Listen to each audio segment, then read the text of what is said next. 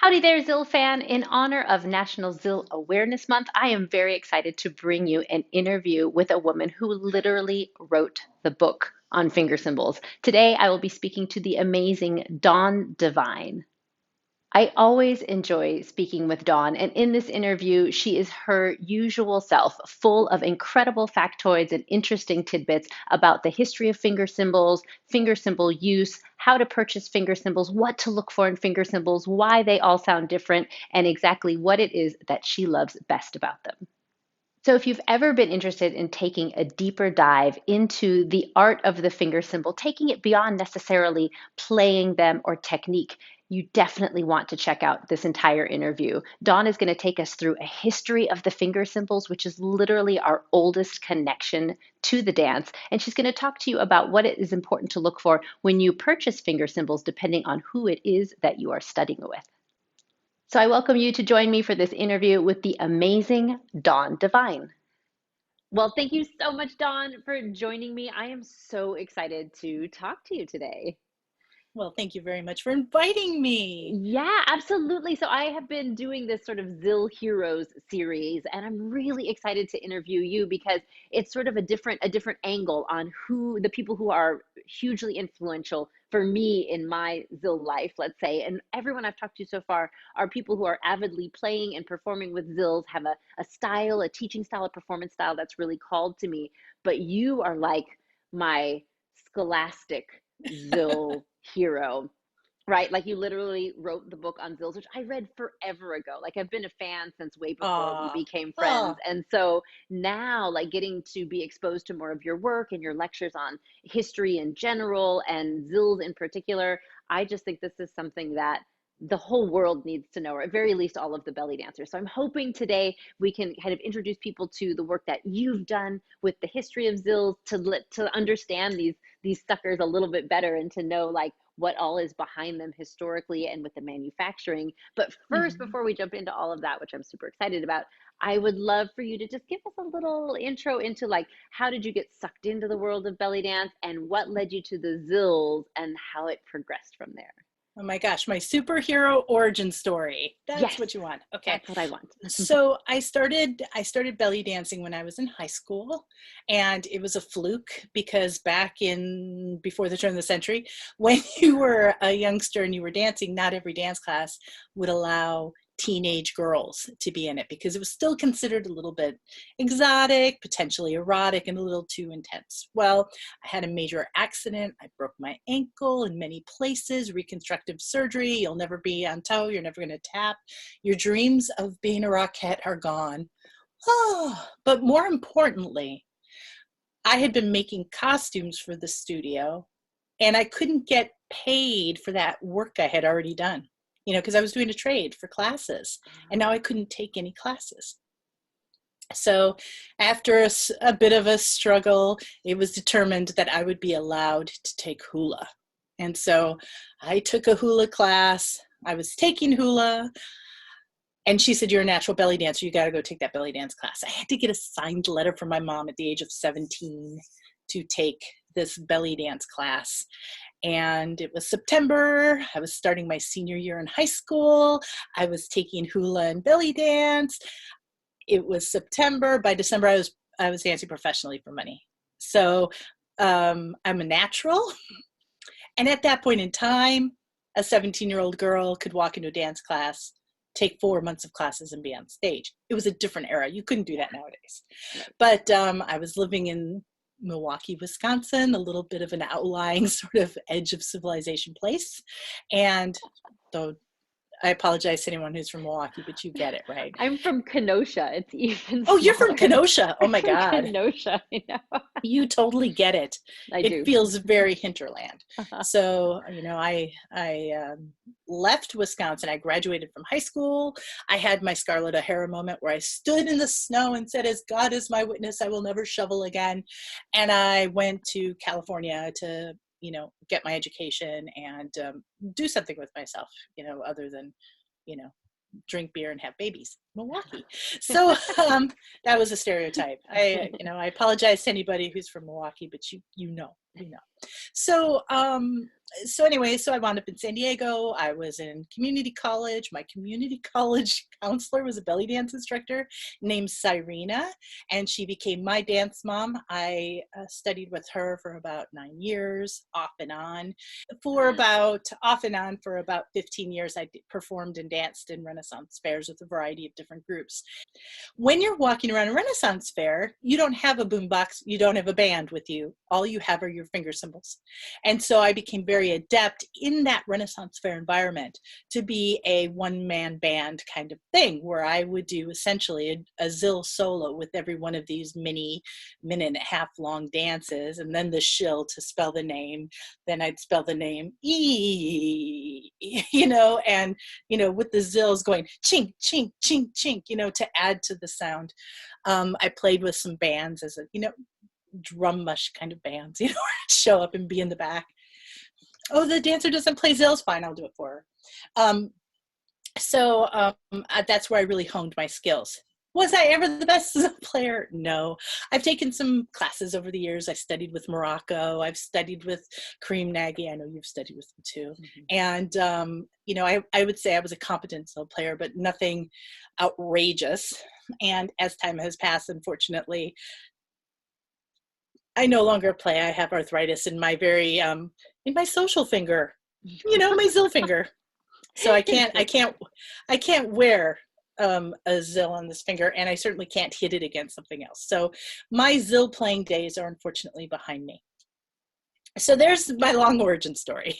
That's fascinating. Fascinating. And so what I find fascinating also is that, you Zilled competently, but you weren't, let's say, like Zill fanatic. But now then you wrote a book. You wrote a magnificent book all about Zills, and I would love for you to talk about that. So as someone who played the Zills competently, how did you end up writing a book?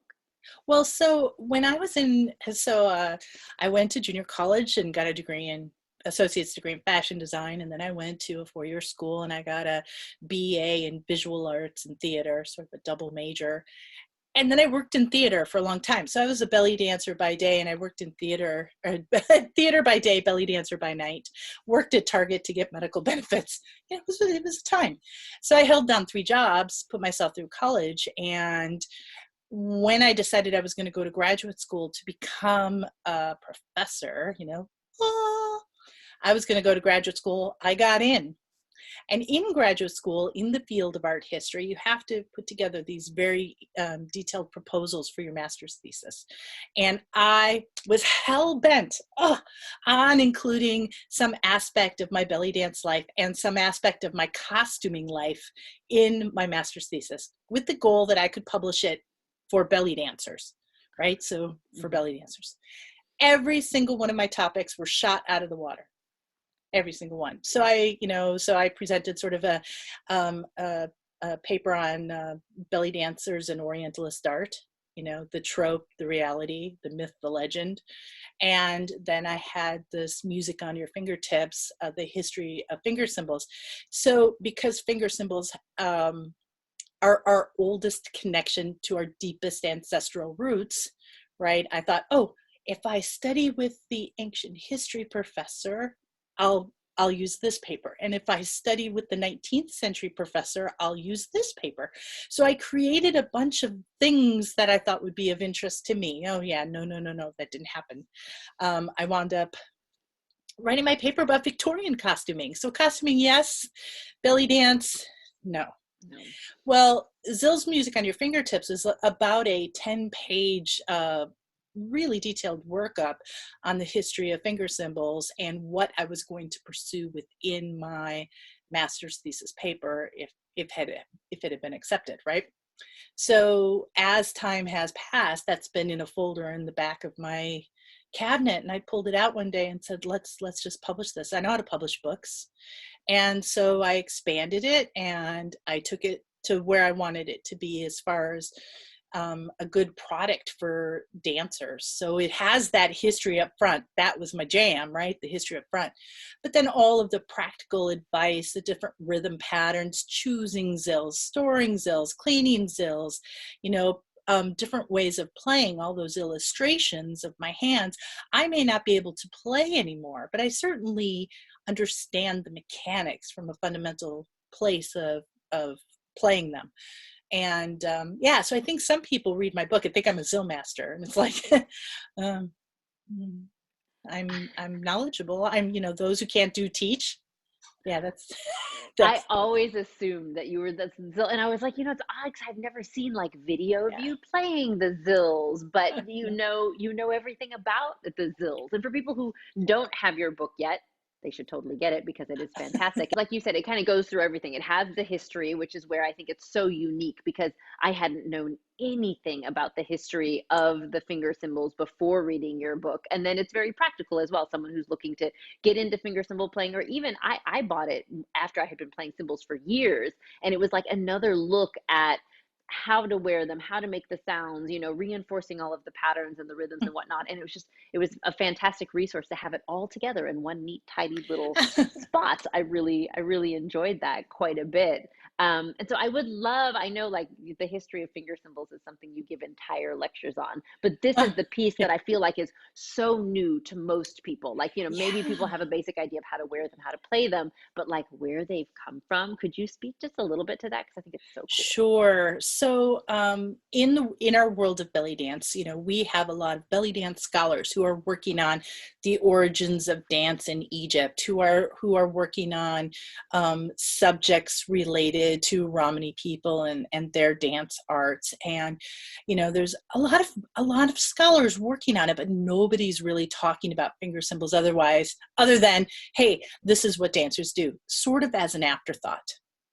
But back in 1997, when I wrote my proposal for this mythical paper that didn't happen, when I wrote that proposal, I wanted to find out what our deepest surviving connection is.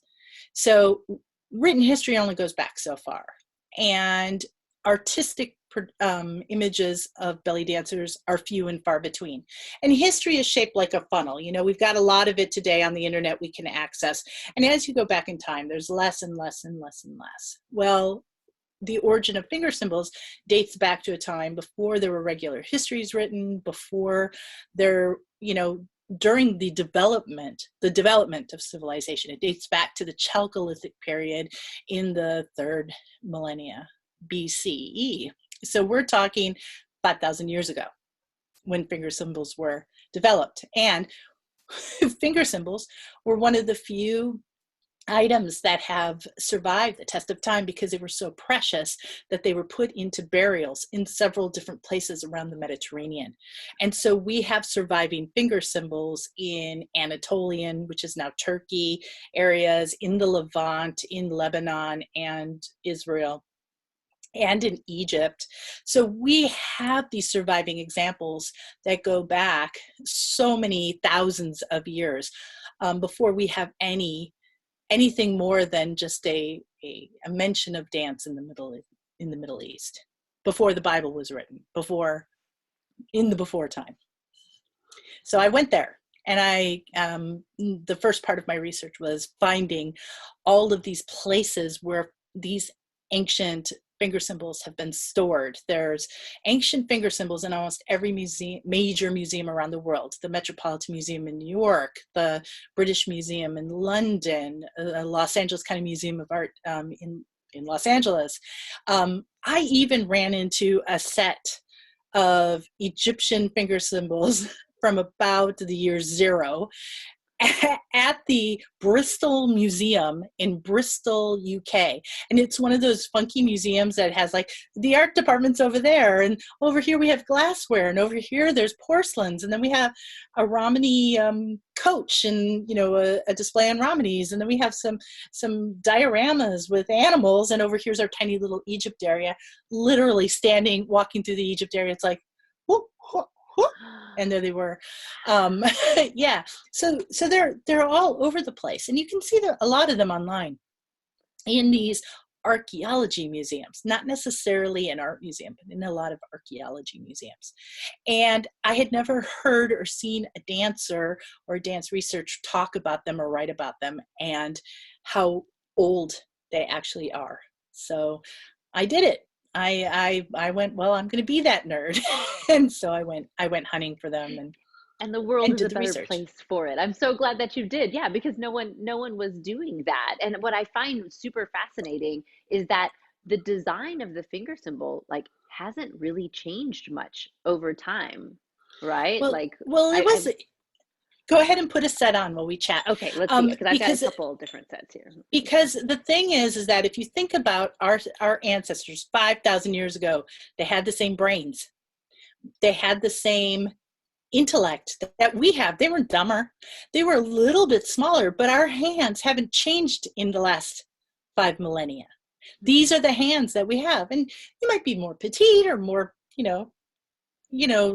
extra large size, but finger symbols are ergonomically designed to fit the crescent of the hand. And so the center of the finger symbol needs to be able to fit in the well here between your thumb and the webbing of your hand. Mm-hmm. And that hasn't changed. We're healthier, we have better diets, we are a bigger race of people these days, all the way around the world. We are bigger than we were 5,000 years ago, but the architecture of our hands has not changed. So most ancient finger symbols are about 2.5 inches in diameter. So Okay, so about the these newer same. ones, these are like a little bit, are these a little bit bigger? I'm trying to think, like Those a lot are of mine those are are a two and little a bit quarter. bigger. Yeah, Okay. they vary in size, Yeah. just like people vary in size back in the day. People varied in size. But if you think about the architecture of the hand and the instrument fitting in the hand, the diameter is determined, the comfortable fit of the finger symbol is Mm-hmm. determined by this measurement from the hole to the webbing of your hand. Gotcha. And then like the whole two slits versus one hole, is the one hole kind of the original? Ooh, I've ooh, always been fascinated I by have the been difference. I have had so many people school me on this. So let me school you on this. Oh, please do. I would love so to be schooled. so right now, if you go out on the web, you'll hear or you'll read a lot of information that says Turkish finger symbols have one hole and Egyptian Sagat have, or no, Egyptian Sagat have one hole and Turkish finger symbols have two. And I'm here to tell you that prior to the Industrial Revolution, all finger symbols had one hole. All finger symbols had one hole prior. It's a post-industrial post-industrial revolution invention. It was invented here in the United States and probably by somebody who was Armenian. So we're just Ah. we're just gonna go out there and say prior to Saroyan finger symbols, there really weren't a lot of two-hole double slit, however you want to put it, finger symbols. Not that I'm going to say that Harry invented it, Okay, but that was going to be my next question because I was there's like, no well, way that's to know. big. There's Uh-huh. no way to know. But it definitely was something invented here in the United States. Now, today, there are many, many finger symbol companies that have the double hold. It gives you more control. You're able to play more nuanced with control. Mhm. When you have one hole, the symbols are a bit more wobbly. It takes a little bit more effort. You get a different kind of sound. You can get a different sizzle Mhm. with a one hold set. Nothing wrong with a one hold set. It is the traditional way. If you want to dance like your ancestors prior to 1875, one hole is the way to go. But it isn't about Egypt versus Turkey, and that's been written a lot all over the web. And it's And kind of that's what like, I had thought for years as well. Yeah, yeah, that like sagat were like the single hole, and the zil, which is the Turkish word, was the two slits. So, but so no, you're saying it originally would have been the single hole if you wanted to be like very authentic, but then would you also have to tie it on with like twine or yeah, something? yeah. No See, elastic. Yeah. yeah, no, elastic wasn't invented until the late 19th century. So as you move back in time, what we wear today, the elastic is the latest introduction. And then the next innovation was two holes. And then prior to that, the innovations were about machining and how people machine the metal blanks and when they're made. So Right, yeah. because these are machine, they're stamped, right? Yes. So the finger symbols you're holding right now were made out of metal that had been rolled thin, and the metal is cut out with a die. It is put over a shaped die and then pressed to get the shape. And at that point or at a separate point, it's stamped to get the pattern design. So we're talking about a large mechanical instrument, tool, hence tool and die, right? You hear that, tool and die. So a giant flywheel, which is spinning, is let loose, and it comes down with tremendous force, and that's what causes that stamping. And that's why it's a post-industrial revolution process. Prior to that, they were poured into molds, and they were mold shaped. So you'll find more of a textural finish on it. The Zildjian companies, the Zildjian company and Sabian in Canada, they both make finger cymbals in the traditional way that have that that they're texture. Kind of gritty. That's because they're put in, they're mold made rather than machine made. Okay. Yeah, I have a set of those too, and they have a very different sound, and I like just how gritty they are. They have like a good grip, but a very different sound, I guess, because of the manufacturing process. Well, they're thicker. Because they are mold made, they are essentially thicker, and they're bronze. And I think that the American ear, the belly dancer American ear, hears brass most often. So bronze stands out. It has a longer sustain because it has a higher content of red metal in it. Ooh, okay. So I'm glad you've gone here, because this is what I want to know. So no, I've gone somewhere. Here we go. We've gone here. So we've got bronze, and this is a sad, like this is a desperately needs to be polished because I use them all the time, bronze, right? And then the brass, which is sort of the more gold color. These used to be like copper color. They're so pretty when I actually clean them. And then silver, which isn't actually silver. Like it's just what we say is silver, but it's an alloy. It's an alloy that includes nickel. So it's not actually silver, which the color is made by the nickel in it. So it has copper, the red metal base that makes all metal objects ring. Every instrument that rings has some measure of copper in it because it's the property of copper to ring when struck. So gongs and bells and finger cymbals, all that sound good. Let me caveat, that sound good have a high percentage of copper to it. Gotcha. And so your bronze have the most copper because they tend to be the most copper colored? So bronze itself has a different base. So bronze is an alloy, with tin. So it's tin and copper, and the two of them make that distinctive bronze color. And it patina's different, Okay. So, and it rings different because it's a different kind of alloy. They are stronger, they're more durable, and they make a beautiful, more throaty, lower tone when you've got bronze sills. Right. And that's what the first finger cymbals were made out of, bronze. During the copper era, finger cymbals might have been made out of pure copper, but pure copper is extremely malleable and it bends and dents very easily. So the copper area, the Chalcolithic period, which, 3000 BCE, they made all of their tools, whether it was a plowshare or a knife or a musical instrument, everything was made out of copper. And it wasn't until they developed the notion of combining different kinds of metal to create new metal forms that we get bronze form. And that's the start of the Bronze Age, and that starts in like 2000, and keeps going until the Iron Age and et cetera, et cetera. But yeah, so bronze zills are the oldest on the planet, and they will last you forever because that is the strongest finger cymbal. By comparison, the silver alloy that you're holding there, that is going to be softer, it's going to bend, it's going to distort easier. So with regular long-term play, that's the metal that is going to collapse or warp.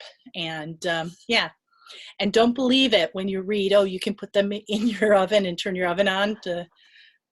Don't believe I've always wanted to know that. I've never been brave enough. I'm like, I'm not putting mine in the oven. Your oven can only go to 500 degrees. It can't go high enough to change any molecular value on metal. This is great. You have just ended an age-old debate in the community. Everybody, do not put your zills in the oven. Now, if you have a kiln, and you put your finger cymbal in your kiln, and it's a kiln for metals and it goes high enough, it's going to slump and go flat. Okay, so that's not good Think either. about It's it. not going Think to about bring it. your It's going zills to, back in tune. yeah. It's going to No, no. no, no, no, no, no, Oh, no. no. Yeah, Okay, you're, excellent. I mean, if you want to experiment and you have this expensive, deadly kiln sitting around, to go for And it. some zills you don't care about Yeah, screwing up. but if you think about it, so if we use our minds, if you visualize in your mind's eye, unless you have that form available, as soon as it Mhm. heated up, it would just go plunk. And So on a practical level, I always love to aid people in purchasing things because it allows me to live vicariously through them. Like people watching and like learning about zills and getting all stoked about maybe getting a pair or another pair, because having just one set of zills is like having one pair of shoes, in my opinion. So if I you're agree. I going agree. out and getting another pair, like in your opinion, do people, is it best to just buy based on what sounds nice to you? Are there certain kinds of zills you would recommend or not recommend that someone get when they're looking to purchase a new set? Well, so first off, if you are studying with an instructor, you should get the kind of zill that they use. So if I were to be your student and you practice and perform mostly with two-hole finger cymbals, I would want to get two-hole finger cymbals, or I won't be able to master your technique, because your technique would rely on that firm anchorage against the fingertips, so it won't wobble so much. So if you play Sagat with one hole Sagats, your teacher plays that, you should get that same model, that same style. That's the first thing, because those two, that one hole versus two holes, it does create different tonal qualities and sounds of playing. So you want yours to match the people that you're studying with. So that's the first thing as a new student, right? Second of all, I like to encourage new students to think of it in terms of lifting weights. You want to start off with small finger cymbals and work on precision at a lighter weight, and then build up to bigger, thicker finger cymbals. If you start off with finger cymbals that weigh, 10 ounces, and you're trying to play them, and they're much larger and they're large and heavy, you will feel that frustration of being defeated by your own musculature because you haven't built up the muscle strength and the lack of muscle memory. So you're fighting different forces. So if you start off with smallest set you can get, and then build up as your skill set builds, then you'll have, you won't be fighting your lack of muscle control at the beginning. You'll be able to focus just on learning the rhythms, learning the patterns, learning the angles. They'll be light enough for you to manipulate. You'll be able to practice for the amount of time you need to practice in order to really get that knowledge into your muscle memory. And then 6 months, 8 months, 2 years, 5 years down the line, upsize to the next size up. Then figure out whether you'll by then you'll know your style. So as somebody who likes to have, I don't play zills and I have 20 pairs, right? The other thing, I am more advanced performing dancer, who's somebody who's been practicing finger cymbals and plays them without thinking, right? Here's plays them without thinking, right? Okay. When you get to that level, now you're thinking about your finger cymbals as part of your wardrobe. So it's an instrument, but it's also part of your overall look. If you think about your belly dance image and you think, oh, my skin is perfect, my hair is just right, my costume's right, and then you think about your finger cymbals, you want to have a wardrobe of cymbals that will match your ensembles, right? So you might want to pick a set of silver ones to go with your, like your suits, your suit ensemble that has silver in it. But if you wear a lot of gold, you're probably going to want to pick up brass or bronze in order to coordinate more fully with your, with your ensemble. The other thing to think about is your venue, because the bigger the room, the bigger the zills, the more you have to get a full-bodied, full-throated finger cymbal. So those ones that you start with, the little tinker zills from Soroy and the kid zills, that sound won't carry 20 feet. That's good when you're practicing because you don't want to annoy the neighbors. But it's bad when you're in a concert hall or you're out at the Ren Fair, for instance, where I used to play. I used to have a pair of dervish cymbals from Soroyan that were quite massive, and they were bronze, which had the deepest throat, which could cut through the audience noise, right? And so when you're thinking about it, you think about, okay, well, what would you play in a coffee shop? That would be a smaller, more intimate venue, smaller, uh, more intimate sound in your finger cymbals. So size matters. The bigger the zill, the bigger and deeper the throat or the sound or tone will be. I feel like I have been given permission to like own all of the Zills that I own, I right? will Like every, validate you. thank you for Validation. validating me. Every time I tell my husband, he's like, "What do you want this year for your birthday?" And I'm like, "Well, there's this great set of finger symbols I've been looking at." And he's like, "Don't you already have some pairs?" I was like, "Yeah, I have some, but I don't have this one, because they're all so different. They have different sounds and different capabilities, and yeah, and I feel like they are Yeah. used in different scenarios, and they're all so beautiful with different tonalities and different, sonorities, and it's so much fun Yeah, to play it's around true. with them. It's true. And when you get to the point where you are really a Zill master and you have this level of mastery where you are now experimenting with creating your own compositions, then you might want to think about, well, I want to create a new sound that is all my own. You might want to, become a mixologist and put three or Mhm. four sets together, two sets together, three, four. Yeah. You can only go to four. You can't put five sets together. You only have four fingers. But no, But Dawn, you haven't seen my five finger symbol yeah, performance? no, I have. You've got the fifth finger Everyone's got symbol. their thing. I'm Yeah, just you gotta saying, get a working on gimmick, six, right? working Yeah, on six. no. Good luck. Good luck. Good luck. I'm looking forward to it. But if you're going to do that, now think of it from a student point of view. If I'm going to start taking my dance to the next level, and I want to become, develop my own sound, you would want those sets that to be fully interchangeable to be the same diameter. So you'd say, I want a silver pair in this diameter and a gold pair, or gold, brass, bronze. You might want to experiment, but have a couple of sets that are, like you're really the good fit size for you. I'm a Hmm. size 11 shoe. I have big paws. I can take a bigger finger cymbal from here to here. So I might say 2 3/4 is my ideal size, and I might invest in different colors, but all in the same size, but with Hmm. different metals in order to get that. Well, I really like having a bronze on my left thumb. I really like having brass in my left hand or my right hand. Hmm. So that kind of experimentation happens when you have multiple metals, but all in the same size. Right, right. And that's so Yeah. fun. And I love to encourage, other dancers. Obviously, learning to play the zills is a challenging skill. And it's one of those that, takes Yeah. a lot of people some serious time and effort to get to learn. But there's so much that is unlocked. Like once you Yeah. get to the point where, like you say, you can almost just like sit back and not think about it, and then you're playing. And that's when the Yeah. real fun begins. So all of that like tough work is worth it for that moment where you can just put on some zills and just kind of have at it and create your own, like you said, create your own sound, create your own melody, and just have a good Yeah. time. Yeah. The first time I saw somebody mixing zills like that was Morocco from New York, and she Hmm. was playing, and I was just like, wow, there's something about this. It sounds almost syncopated, and it wasn't that it was syncopated. It was that one zill was ringing at a slightly different, pitch, and it made so much texture and richness to what was just a basic Masmoudi. It's like, how is she doing that? I had to like, will you tell us? Will you tell us, Obi-Wan? What Anyways, is so your she, secrets? yeah, she was playing brass and bronze at the same time. When you're building a Zill wardrobe, your Zill wardrobe, unlike your costuming, will not wear out.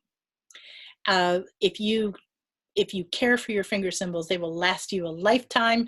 There were dancers in the third millennium BCE who are getting buried with their finger cymbals because they were precious objects to them. And I think that many dancers consider them precious objects today. And so your collection of finger cymbals, even if you've outgrown that costume or, you've shrunk out of that costume or that costume wore out, somebody smeared Baba Ganoush on that one.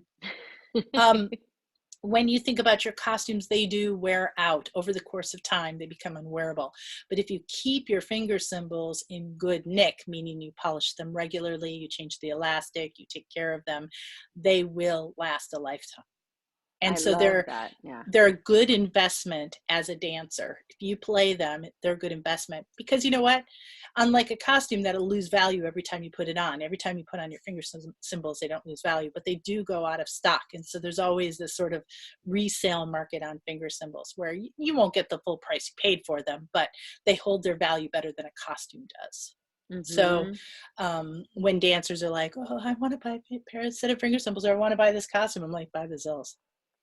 Better It's just a investment. better investment in your dance. I Yes. like that. And so you mentioned Yeah. people caring for their Zills. So you said, polishing them regularly, which I need to do, Yeah. and changing elastics. Are there any other things that Zill players should do to care for their Zills? Well, so different finger symbol metals. So for instance, if you have a set of Zildjian or Sabians with that textured pebbly surface on them, it's just a matter of keeping them clean. You want to make sure that that you don't spill acidic items on them. Keep your soda away from, keep your acidic items away from them. Acid is what you use to clean your finger symbols. So what'll happen is you'll get like a sprinkle, like of juice or lemon juice or soda or something. You're in a restaurant, you set your Zills on a table, something gets squirted on it, you might get a line or a ridge, or if you don't keep that clean, it will leave a permanent mark. So you want to make sure that you're regularly cleaning them, even if it's just hitting them with a jewelry cloth. I like to keep a jewelry cloth in my Zill storage box. I keep one of those polishing cloths and give them just a good polish. You don't have to go overboard and take everything apart and scrub them all, every time. But if you constantly, like before you put them away, give them a little rub down to keep the finish going, they will serve you well. Know that silver Zills do wear down and break down faster. And so you want to make sure, they'll get scratches and nicks in them because they're metal and they're softer. So you really want to use that jewelry cloth to keep them clean and polished. And you can use a jewelry cloth on any type of metal? On any type of metal Okay. Zills, yeah. And it's something that I don't think most dancers think about, but you get one of those ones that is designed for jewelry, and it's impregnated with a jewelry cleaner. So you give it a good polish. Always store your finger symbols in their own little pouch or bag. Finger symbols rubbing each other in a box, and just allowed to float around, they will scratch. Brass is more resistant to scratching, but abrasion is not good for the metal. And just a tip, if you're like me and you have 20 sets of finger symbols, or like, maybe you only have 3, if you assign each finger symbol its own unique bag, you'll be able to look at them and go, oh, I want the silver ones there in the blue bag. Right, exactly. Exactly. Great minds. I like the way you think. This is awesome. Well, this has been so much fantastic information. Before we wrap up, I want people to know how they can find you and what you're up to next, Zill or not. Like, what are you up to next in your world? Because you have so many different interests. Oh gosh. So my website is www.divina.us. Divina is my magical belly dancer name. But you can find all of my books and publications there. I'm currently, I'm one of those people who have 3 projects in the hopper. Right, so there's 3 books coming down the lane. The next one's is called Pose, and it's about upping your photography game as a poser. And then I'm also on the build of a book called ABCD, A Suit, Belly Dance, Costuming in Detail. It's a costuming sewing book. It's project driven. A suit just happens to be the fabric I'm making everything out of. But it's basic costuming for belly dance, just featuring a suit as the material. And then the book furthest out and still in the research stage is called Salamania, and it's about the origins of the Salome dance and its relationship to our own costumes. It really is the origin point of the bedla set that we wear and use today. So is in these Salome costumes of 1905. Ah, Yeah. fantastic. So much delicious information. I can't wait to learn about Super, all of it. super nerd, super nerd. Yeah. Super nerds unites. There are a lot of self-proclaimed nerds in the belly dance community, and I Oh think yeah. that's one of the things that I love about it. I meet so many dancers who are, nerdy in the dancer, right? Or like we're right, nerds before they got to the dance, who were, like engineers and scientists and, Oh, and librarians. There's so many belly yes, dancing librarians. I love it. Like these are my peeps. I really like that a lot. Yeah. And you and I know each other from Facebook. So my Facebook main feed is like every day I try to put up a historic image to inspire and delight in this era of a saturation of bad things happening and Yeah. too many ads.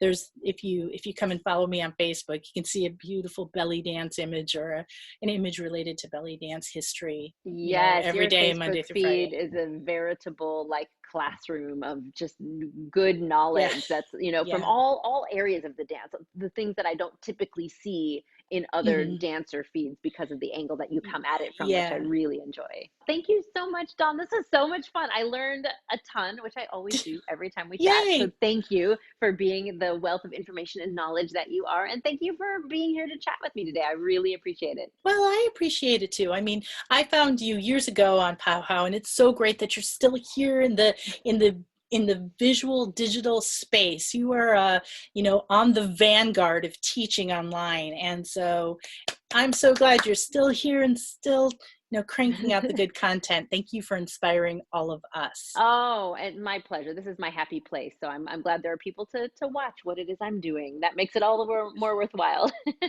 Awesome. Excellent. Thank you so much. Thank you. So, what did you think of that interview? I love speaking to Dawn. I feel like every single time that I talk to her, I learn something new about this magical instrument that is the finger cymbal, and it makes me fall deeper in love with the instrument. I'm curious to know, what did you learn today that was something that you didn't know before about the finger cymbals? And does it make you just a little bit more excited to pick up your finger cymbals and play today? I hope so. If you enjoyed this interview, please give it a thumbs up and be sure to subscribe to my channel so I can send you fantastic belly dance content weekly. I look forward to zilling and making music with you very soon.